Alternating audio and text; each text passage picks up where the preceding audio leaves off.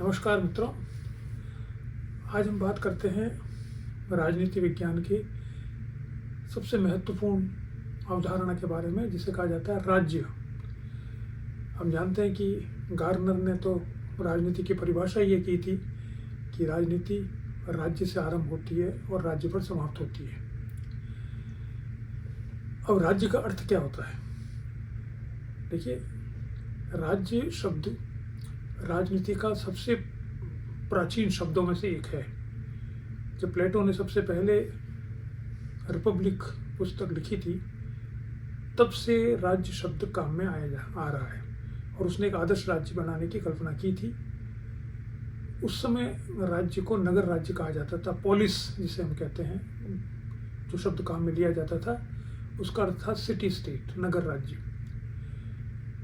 और बाद में उस राज्य की प्रकृति परिवर्तित हुई।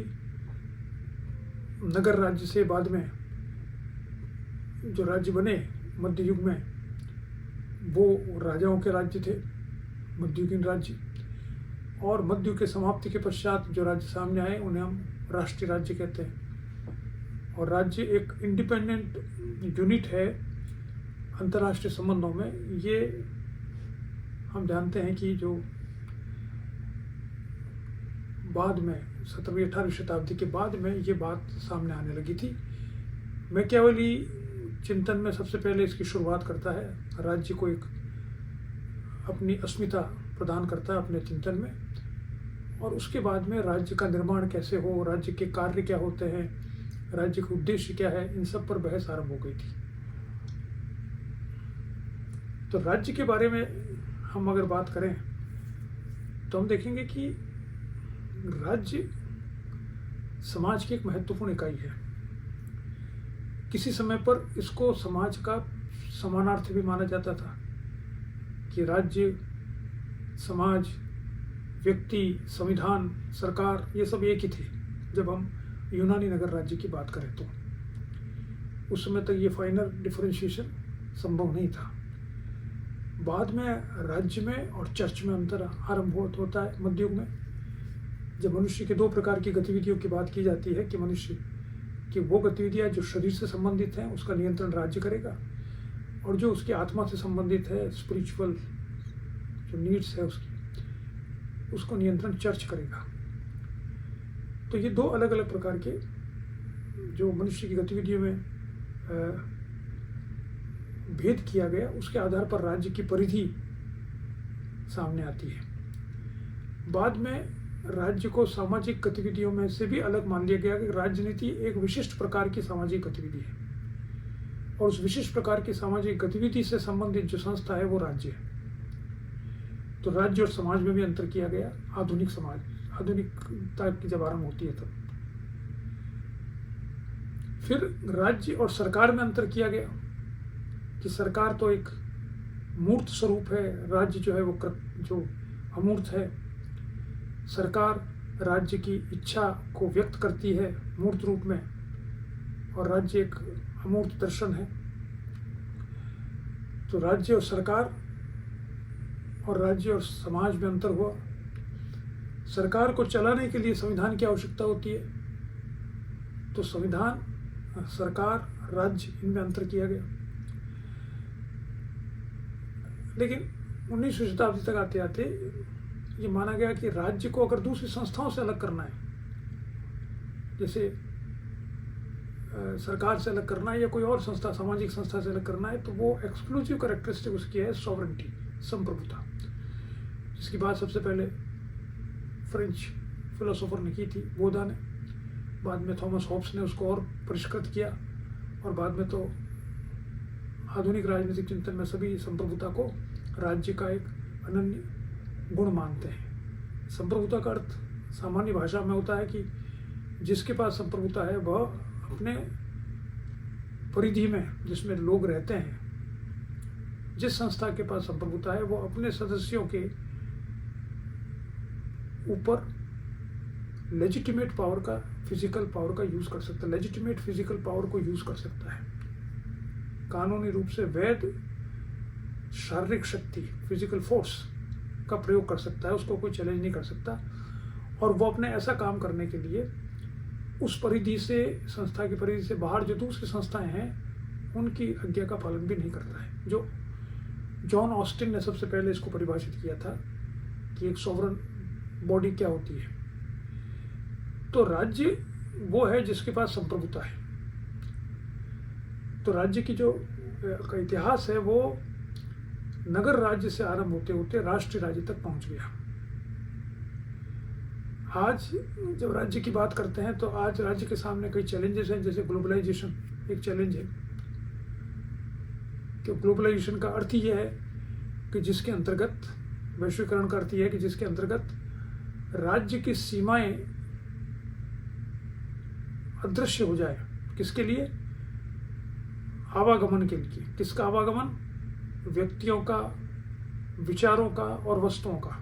ये आवागमन अगर बिना किसी राज्य की बॉर्डर के बॉर्डरलेस हो जाए तो वैश्वीकरण होता है आइडियल स्टेट में। तो उससे राज्य को खतरा उत्पन्न हुआ कि राज्य अपनी सीमाएं समाप्त कर देगा।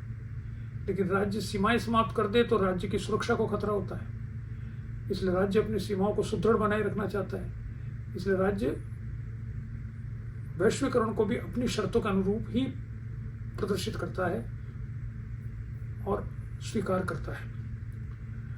तो राज्य एक ऐसी इकाई है जो जिसकी वास्तविकता है, जो यथार्थ है। और ऐसा माना जाता है कि राज्य लगभग न समाप्त होने वाला संस्था है, क्योंकि मनुष्य समाज में रहता है और समाज में सबसे पहला काम है कि कानून व्यवस्था बनी रह सके, जिससे कि मनुष्य अपना जीवन यापन कर सके। और कानून व्यवस्था बनाए रखने के लिए किसी संस्था की आवश्यकता होती है, क्यों कानून व्यवस्था अपने आप तो बना नहीं सकते। जैसे आप देखते हैं सड़कों पर लाल बत्ती ना लगाएं तो चौराहों पर रोज एक्सीडेंट होते रहेंगे। हम यह अपेक्षा करें कि लोग सड़कों पर साइकिलें, कारें, स्कूटर जब चलाएंगे तो खुद ही सोच के चलाएंगे। ये एक्सपेक्ट करना गलत है, क्योंकि इतना कॉम्प्रिहेंसिव वो सोच ही नहीं सकता कि दूसरी सड़क से कहाँ से कौन आ रहा है, कौन तेज आ रहा है, कौन धीरे आ रहा है, कैसे बचा जाए। तो वो मनुष्य की जो कैपेसिटी है सोचने की, उससे बियॉन्ड है आज की जो स्थिति है। ये सबसे छोटा उदाहरण है। सड़कों पर यातायात के नियम होने चाहिए, तो अब नियम कौन बनाएगा और नियम को लागू कौन करेगा, और जो नियमों का उल्लंघन करेगा उसको सजा कौन देगा? तो ये काम राज्य का है। तो राज्य इसलिए समाप्त होने योग्य नहीं है। लेकिन ये तब है जब हम राज्य की परिभाषा इस तरह से करें। मार्क्सवादी जो है वो राज्य की परिभाषा ऐसे नहीं करते। वो मानते हैं राज्य का काम है शोषण करना। राज्य का प्रादुर्भाव भी शोषण करने के लिए हुआ है, इसलिए राज्य को हटाना ही आवश्यक शर्त है शोषण विहीन समाज बनाने की। तो अगर हम साम्यवादी समाज या शोषण विहीन समाज बनाना चाहते हैं तो वो समाज वर्ग विहीन भी होगा और राज्य विहीन भी होगा, क्योंकि उनकी राज्य की परिभाषा जो बाकी विचारकों की राज्य की परिभाषा से अलग है। अब राज्य के कार्य क्या होते हैं? राज्य के कार्यों के बारे में बहुत से विवाद है। अलग अलग विचारक, अलग विचारधारा वाले अलग अलग प्रकार से राज्य को परिभाषित करते हैं। कुछ मानते हैं कि राज्य का कार्य अहस्तक्षेप का है, कम से कम हस्तक्षेप करे मनुष्यों के कार्य में। कुछ मानते हैं कि राज्य का कार्य केवल मनुष्यों के अधिकारों की रक्षा करना ही है और कोई कार्य नहीं है, बाकी सब खुद ही कर लेंगे। कुछ अराजकतावादी मानते हैं कि राज्य की आवश्यकता ही नहीं है, it is an unnecessary evil. और जो उदारवादी है वो मानते हैं कि it is a necessary evil, तो ये आवश्यक बुराई है। और कोई मानता है कि अनावश्यक बुराई है। कोई कहता नहीं, राज्य तो लोक कल्याणकारी होना चाहिए। जो उपयोगितावादियों ने जो सिद्धांत दिया था उसके अनुसार राज्य लोक कल्याणकारी होना चाहिए, कि राज्य का काम है कि उसके परिधि में जो लोग रहते हैं, जो नागरिक हैं, उसके उनकी जीवन अच्छा बन सके, इसकी जिम्मेदारी राज्य की है। उनके लिए सड़कें बनाए, उनके लिए हॉस्पिटल बनाए, उनके लिए एजुकेशनल इंस्टीट्यूशन बनाए, उनकी रक्षा करे, ये राज्य का काम है। तो राज्य का उद्देश्य लोक कल्याणकारी होगा। जब लोक कल्याणकारी होगा तो राज्य का क्षेत्र फैल जाएगा। राज्य व्यक्ति की बहुत से गतिविधियों में हस्तक्षेप करेगा। तो कुछ मानते हैं, थोड़े से लोग जो डिक्टेटोरियल टेंडेंसी, वो कहते हैं राज्य का पूरा नियंत्रण होना चाहिए। राज्य का कार्य ये भी है कि व्यक्तियों की मूल्य भी वो क्रिएट करे, नैतिकता भी वो मूल्य को भी राज्य सिखाए कि नैतिकता क्या होती है। राज्य व्यक्तियों के सांस्कृतिक उत्थान का काम भी राज्य ही करे। ये एक एक्सट्रीम व्यू है, इसको सब लोग नहीं मानते, अधिकतर लोग नहीं मानते। अधिकतर लोग तो ये मानते हैं जो आज का समय है उसके अनुसार तो राज्य एक उदारवादी प्रजातांत्रिक राज्य होना चाहिए, जिसका काम मूल काम है कानून व्यवस्था को बनाए रखना और ऐसी स्थितियां क्रिएट करना जिसमें व्यक्ति अपने इच्छा अनुसार जो प्राप्त करना चाहे उसको प्राप्त करने का प्रयास करता रहे और उससे दूसरों को हस्तक्षेप न करे। दूसरों कार्य में हस्तक्षेप करेगा तो राज्य को खुद को हस्तक्षेप करना पड़ेगा। और राज्य पर जो शासन करने वाली शक्ति है, जो शासन करता है, वो शासित के द्वारा नियंत्रित होना चाहिए, उसके द्वारा चयनित होना चाहिए समय समय पर। ये राज्य के बारे में हमें इस तरह से सोचना चाहिए। अब राज्य मजबूत कैसे रहेगा ज़्यादा समय तक, तो अवधारणा आई कि राष्ट्रीय राज्य की, राज्य राष्ट्रीय होना चाहिए, राष्ट्र की अवधारणा पर आधारित होना चाहिए। अब राष्ट्र की अवधारणा पर आधारित कैसे होगा, तो राष्ट्र क्या होता है, तो राष्ट्र का अर्थ है कि वो भावना किसी समूह की, वो राजनीतिक भावना, वो चेतना जिसमें कोई समूह ये मानता हो कि हम अगर साथ रहते हैं तो हमारा सबका कल्याण संभव है या ज़्यादा तेजी से होगा। अब वो भावना कैसे आती है, उसके बहुत से फैक्टर्स होते हैं जो मिलकर आती है। एक जैसी भाषा वाले हो, एक जैसी जाति वाले हो, एक जैसे धर्म वाले हो, एक जैसी जगह रहने वाले हो, एक जैसे विचार वाले हो, बहुत सी चीज़ों को मिलकर ऐसी भावना उत्पन्न होती है कि हमको साथ में रहने में हमको लाभ है, हम अलग अलग रहेंगे तो हमको हानि है। किस चीज़ में, हमारे खुद के जीवन को अच्छा बनाने में। और जब ये राजनीतिक रूप से साथ रहने की बात की जा रही है, तो राजनीतिक रूप से जब साथ हो तो वो कॉन्क्रीटली कन्वर्ट होना चाहिए एक स्टेट में। तो अगर राज्य इस राष्ट्रीय भावना पर आधारित है तो वो स्टेबल होगा, स्थायी होगा, ज़्यादा मजबूत होगा। और जो राज्य राष्ट्र पर आधारित नहीं है वो राज्य जल्दी बिखर जाते हैं। तो ये राष्ट्रवाद की भावना अभी आई है, 20वीं शताब्दी की देन है लगभग। 19वीं शताब्दी से आरंभ हुई और 20वीं शताब्दी में जाकर ये फलीभूत होती है द्वितीय विश्व युद्ध के बाद में धीरे धीरे। आज हम कह सकते हैं लगभग अधिकतर राज्य 90%, 99% राज्य जो है वो इस राष्ट्रीय की भावना पर आधारित हैं और इसलिए राष्ट्रीय राज्य कहे जाते हैं।